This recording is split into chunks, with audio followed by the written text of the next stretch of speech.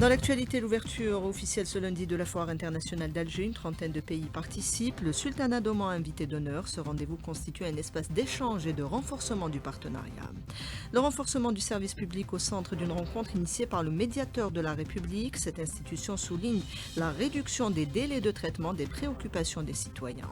L'agression israélienne se poursuit contre l'Iran. De nouvelles frappes ont été menées ce matin. Moscou affirme son soutien à Téhéran. L'escalade objet d'une réunion d'urgence au Conseil de sécurité. Séance plénière à la PN consacrée au vote du projet de loi relative à l'exploitation des plages qui seront accessibles aux régions intérieures grâce au train bleu réactivé par la SNTF. Madame, Monsieur, bonjour. Rendez-vous économique incontournable. La Foire internationale d'Alger ouvre ses portes aujourd'hui au Palais des Expositions des Pins Maritimes, un carrefour d'échanges et de partenariats. Ibti Halatoun. Avec la participation de plus de 30 pays et 600 exposants issus de secteurs clés, la FIA se positionne comme une plateforme de choix pour les échanges économiques multilatéraux. Cette diversité traduit la volonté de l'Algérie de consolider son attractivité autant que hub régional pour l'investissement direct étranger. Un positionnement qui s'inscrit également dans une logique de diplomatie économique où les partenariats bilatéraux occupent une place centrale. Le choix de Sultanat d'Oman comme invité d'honneur symbolise l'intensification des relations algéro-omanaises. Hafeda Mourdad, chargé de communication à la SAFEX. Pour cette édition, le Sultanat d'Oman est l'invité d'honneur avec la participation d'une cinquantaine d'entreprises. Un programme de panel se tiendra en marge de l'événement et portera sur le développement industriel, l'investissement productif et le dernier panel dédié au tourisme. Ça va coïncider avec la journée nationale du tourisme célébrée le 25 juin. Dans un contexte de mutation économique, la FIA ambitionne de consolider son rôle de catalyseur dans la transformation du paysage économique national et pour faciliter l'intégration de l'Algérie dans les chaînes de valeur régionales et internationales. Invité d'honneur de cette 56e édition, le Sultanat d'Oman, un partenaire avec lequel les relations ont été renforcées dans plusieurs domaines stratégiques. Sophia Boukercha. La coopération entre l'Algérie et le Sultanat d'Oman s'intensifie. Les deux pays misent sur la production d'engrais, notamment l'urée et l'ammoniac. Brahim Gendouzi, expert en économie. L'expérience acquise avec la société pétrochimique Sofert, spécialisée dans la production d'urée et d'ammoniac, des engrais qui sont en grande partie exportés, permet d'entrevoir une avancée réelle en matière d'investissement et de coopération économique. L'expérience acquise avec la société Sofert en partenariat entre les sociétés omanaises et son attraque permet d'entrevoir de nouvelles perspectives. La coopération s'élargit aussi à d'autres domaines stratégiques comme la production pétrolière et gazière, mais aussi la formation de cadres. Bardad Mendouche, expert en énergie. Élargir cette coopération, il y a eu des accords de formation pour la formation de cadres ingénieurs et techniciens, notamment du recyclage, des cadres de la société Aprach omanaise au niveau de l'Institut algérien du pétrole. Un fonds d'investissement commun vient renforcer cette dynamique. Objectif, transformer les accords signés en projets concrets sur le terrain. Mohamed Achir, analyste économique. Le fonds d'investissement est très très important parce que c'est des financements qui vont être dégagés dans la création des entreprises mixtes. Cet accord entre le ministère des Finances algérien et le fonds souverain omanais permettra de concrétiser sur le plan opérationnel tous ces mémorandums d'entente qui ont été signés. Une dynamique qui pourrait faire du Sultanat d'Oman une porte d'entrée vers l'Asie et le Golfe pour les produits algériens et de l'Algérie un accès vers l'Europe et l'Afrique pour les exportations omanaises. La Foire internationale d'Alger pour ouvrir la voie à l'exportation pour de nombreux opérateurs nationaux. En la matière, la diplomatie économique doit être plus offensive, a indiqué ce matin sur nos ondes le président de la CAPC, Souhil Gsoum, le développement économique qui doit également pouvoir profiter de la digitalisation, ce qui concerne notamment les procédures, à commencer par l'investissement, estime l'invité du jour. Il répondait ce matin à Nariman Mendil. Quand nous voulons casser le verrou bureaucratique, c'est en digitalisant tous les processus de l'administration, du système socio-économique, pour que les actions, pour que les processus puissent être entièrement automatisés. C'est ce qui fera que nous n'aurons plus d'agent qui bloquera une action ou un acte d'investissement. Tout se fera d'une manière transparente et immédiate. Nous avons les moyens de faire cela. Nous avons les ressources humaines pour faire cela. Nous avons les ressources financières pour faire cela. Nous avons tout ce qu'il faut aujourd'hui. Nous avons des jeunes qui arrivent des écoles, qui arrivent des universités, qui ont énormément de savoir, énormément de compétences. À nous de savoir utiliser, mixer toutes ces ressources et remettre l'Algérie à la position qu'elle mérite. La numérisation qui facilite le traitement des doléances des citoyens, service public qui s'améliore, a souligné le médiateur de la République lors d'une rencontre ce matin. Le compte-rendu de Lina Adouche. À l'ère des grandes mutations technologiques et sociales, la modernisation du service public s'impose comme un impératif. Le médiateur de la République, Medjid Amour, a salué les avancées notables en matière de réactivité administrative. En 2020, seuls 36% des requêtes recevaient une réponse. Elles sont désormais à plus de 91% à être traitées. Le défi est désormais de construire un service public intelligent, efficace et centré sur le citoyen. Le ministre de l'Enseignement supérieur et de la Recherche scientifique, Kamel Badari, a pour sa part souligner le rôle moteur que doit jouer l'université dans cette transformation, en formant les compétences de demain, en soutenant l'innovation et en accompagnant les administrations dans leur adaptation aux nouveaux défis. 16e session du Comité pour le développement social organisée en collaboration avec la Commission économique et sociale de l'ONU pour l'Asie occidentale à l'ouverture des travaux ce matin au CIC. Les efforts de l'Algérie en matière de protection sociale ont été soulignés. Maya Alkens.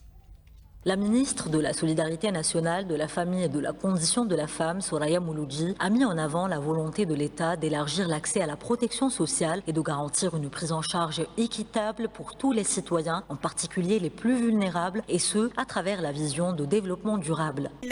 L'Algérie n'a ménagé aucun effort pour assurer la protection sociale et renforcer les mécanismes de réalisation de l'égalité à tous les niveaux et dans tous les domaines. En plus de son attachement au caractère social de l'État consacré par la Constitution, elle œuvre conformément au programme de développement durable et aux politiques adoptées, avec une attention particulière du président de la République à réaliser davantage de progrès dans le système de protection sociale.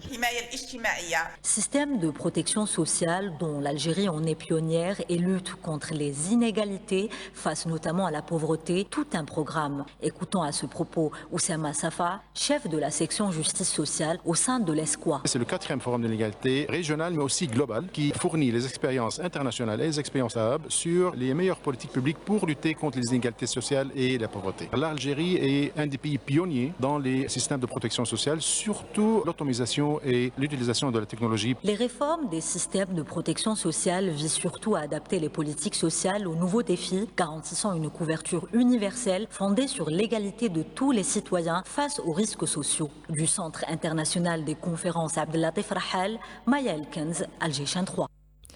Le Conseil de sécurité s'est réuni hier soir en session d'urgence à la demande de l'Iran après les frappes américaines contre ses sites nucléaires. Lors de son intervention, le représentant de l'Algérie a exprimé les préoccupations de notre pays face à l'escalade qui pourrait mener à l'embrasement de toute la région. Ammar Benjama a plaidé pour le retour à la table des négociations. La Russie, disposée à fournir une assistance à l'Iran, déclare le président Poutine. Déclaration faite lors d'une réunion ce matin avec le ministre iranien des Affaires étrangères en déplacement en Russie. Poutine a condamné les frappes américaines contre l'Iran, les qualifiant d'agression non justifiée. Dans quelle mesure Moscou peut-elle aider Téhéran? Élément de réponse avec l'analyste politique Adnan Limem, contacté par Rabea Slimani. Il y a un partenariat stratégique qui a été conclu entre l'Iran et la Russie. Il faut ajouter en plus que l'Iran a puissamment aidé la Russie dans sa guerre en Ukraine en lui fournissant des drones, des missiles et des munitions. Cette guerre engage de gros intérêts pour la Russie puisque si le régime iranien tombe, cela aura des répercussions directes sur la sécurité russe, sur l'économie russe. Cette visite s'inscrit dans le cadre de peut-être de la demande d'une aide militaire et diplomatique. La Russie a un rythme de production d'armement qui est très élevé. Très certainement, les demandes iraniennes concerneront des domaines ciblés. Peut-être l'Iran a besoin de technologies russes très pointues dans le domaine de la défense antiaérienne. La Russie a les moyens d'aider l'Iran, bien qu'elle soit empêtrée dans une guerre de grande ampleur en Ukraine. Ceci s'agissant de l'appui de la Russie pour la Chine. Elle a alerté contre le risque de propagation de cette confrontation Iran-Israël. Et selon les dernières informations publiées par l'agence de presse iranienne MER, la base militaire américaine d'Assaké dans le nord-est de la Syrie a été attaquée. L'armée israélienne poursuit son génocide à Gaza, des bombardements, mais également des tirs contre des Palestiniens qui tentent de se rapprocher des centres de distribution d'aide. Des exactions également en Cisjordanie et à Al-Quds occupée, où la mosquée d'Al-Aqsa a été fermée devant les fidèles. Le journaliste palestinien Ahmed Abouchawish. Les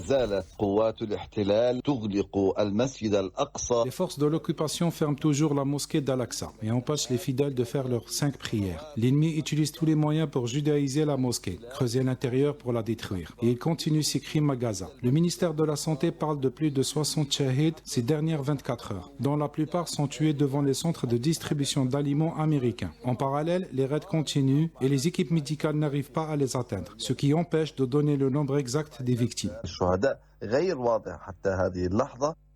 Des propos recueillis par Karima Bennour. Séance plénière ce matin à l'Assemblée populaire nationale consacrée au vote du projet de loi relative à l'exploitation des plages. Une loi qui propose de limiter les espaces donnés en concession et pour faciliter le déplacement vers les plages. Justement, durant cette saison estivale, la SNTF récidive avec ses trains bleus. Des navettes rallieront notamment les côtes djidjiliennes, nous dit Abdelhamid Zoued.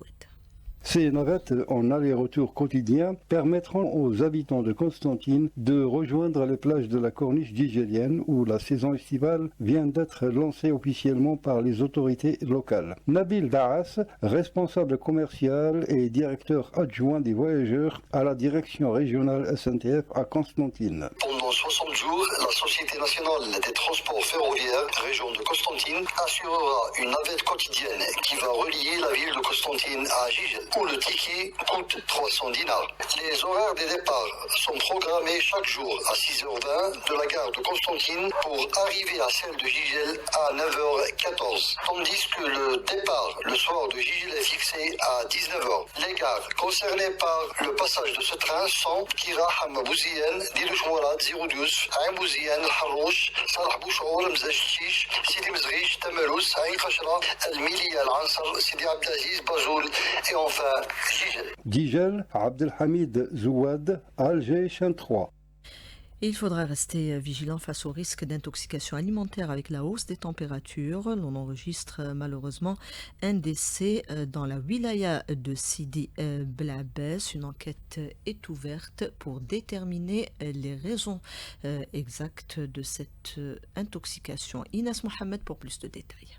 Une famille composée de 6 personnes était victime d'une intoxication alimentaire à la wilaya de Sidi Blabès. Le père âgé de 60 ans est malheureusement décédé alors que 2 enfants âgés de 2 ans et 4 ans sont toujours sous surveillance médicale au CHU Dr Abdelkader Hassani. Plus explications avec le professeur Talab, responsable du service d'épidémiologie. Immédiatement, donc, les enfants ont été pris en charge par le service de pédiatrie. Les autres personnes, donc, pratiquement, l'état n'est pas grave. Des adultes jeunes, 35 ans, etc.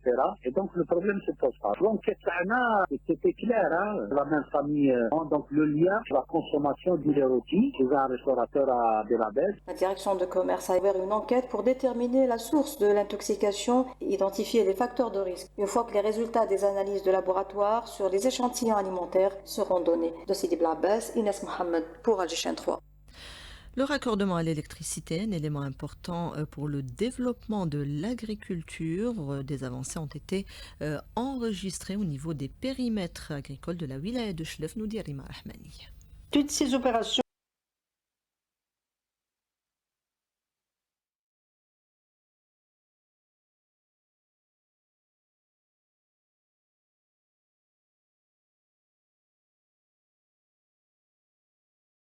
aux exploitations agricoles. Nous avons commencé le programme de raccordement des exploitations. Le programme a débuté en 2020 pour être achevé en 2025. On a raccorder les 371 exploitations. Et vu le nombre important des demandes en attente, tout un programme est en cours, nous dit le DSA de Chlef. Il y a des demandes, plus de 200 demandes qui attendent l'avis favorable des responsables centraux. Il y a un nouveau programme pour les prochaines années 2026, 2027, 2028. On va raccorder chaque année une centaine d'exploitations. Le choix des exploitations pour le raccordement en électricité se fait en fonction de l'importance de l'investissement et des rendements. À noter enfin que le réseau électrique de la wilaya de Chlef a été renforcé en 2024 par nombre de transformateurs électriques en vue de l'amélioration du service public et de la couverture de la demande exprimée en matière d'électrification agricole. Chlef, Rima Rahmani, Algéchan 3.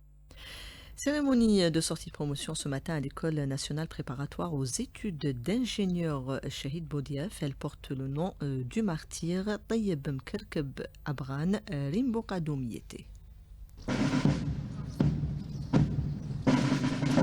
C'est bien plus qu'une cérémonie, c'est une promesse, celle d'une génération prête à servir, à protéger, à honorer la mémoire de ceux qui ont offert leur vie pour une Algérie libre et souveraine. Dans son allocution, le général Kouasmiya Sultan a salué les efforts consentis par les étudiants durant leur formation, un parcours marqué par l'excellence académique et la rigueur militaire.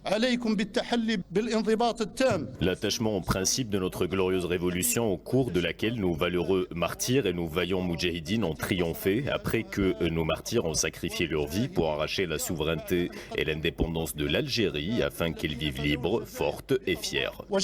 La cérémonie est marquée par un défilé avec une précision millimétrée, une symphonie de pas parfaitement synchronisée sous les chants militaires et les tambours qui résonnaient dans les chœurs autant que dans les gradins. Ils ont offert un spectacle impressionnant ponctué de démonstrations de combat d'une coordination exemplaire. La cérémonie s'est clôturée sur une note d'émotion intense et de fierté partagée. Les applaudissements des familles, l'éclat des uniformes, l'écho des hymnes patriotiques. Une journée mémorable à la hauteur de la mission sacrée, protéger et servir l'Algérie.